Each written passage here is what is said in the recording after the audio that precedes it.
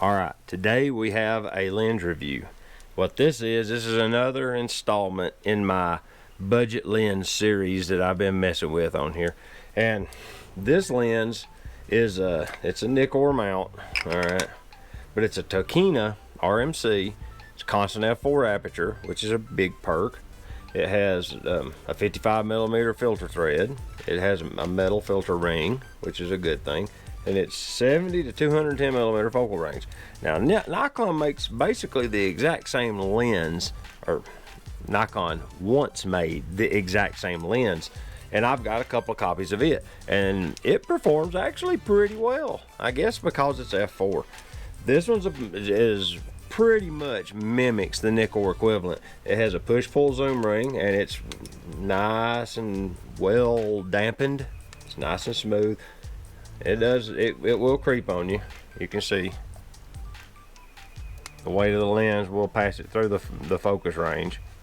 All right, it's Aperture Ring. They're good stops. They're kind of noisy. I mean, you know, it's pretty pronounced. You ain't gonna quietly change apertures with it. We'll just put it that way. It will, and it's basically AIS setup. It's got the toe on it, so it acts as an AIS style lens.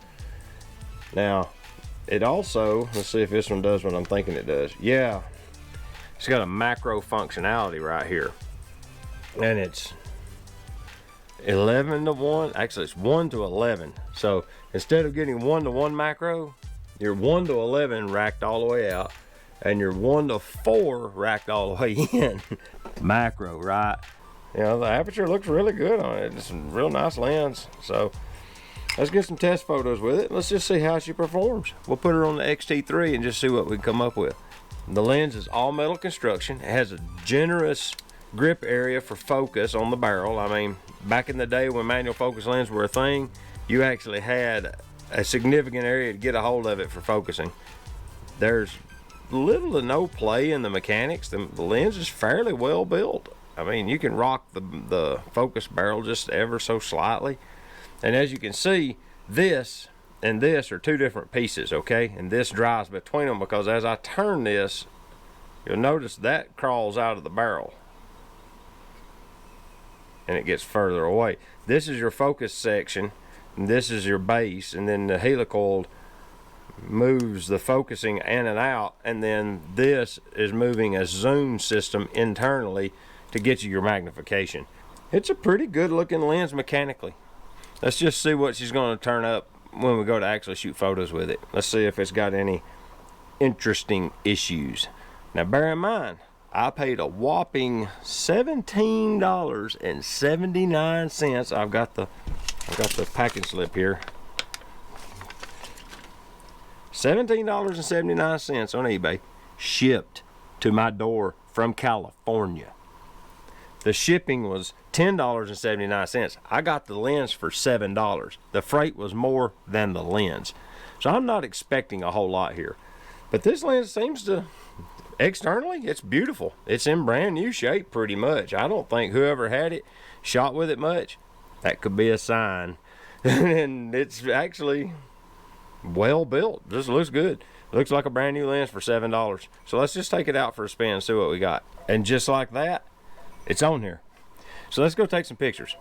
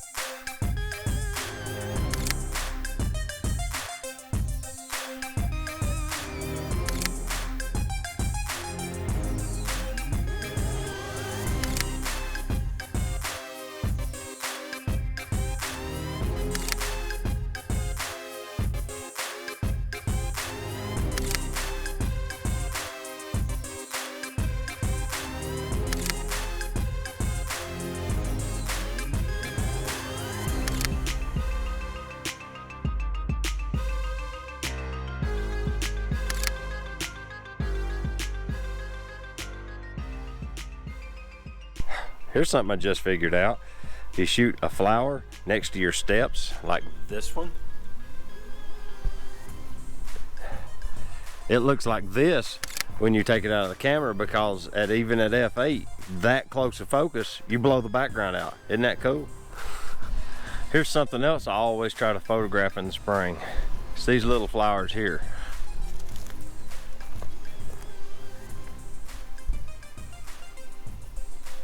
Don't know what they're called, but they're always cool to get a picture of.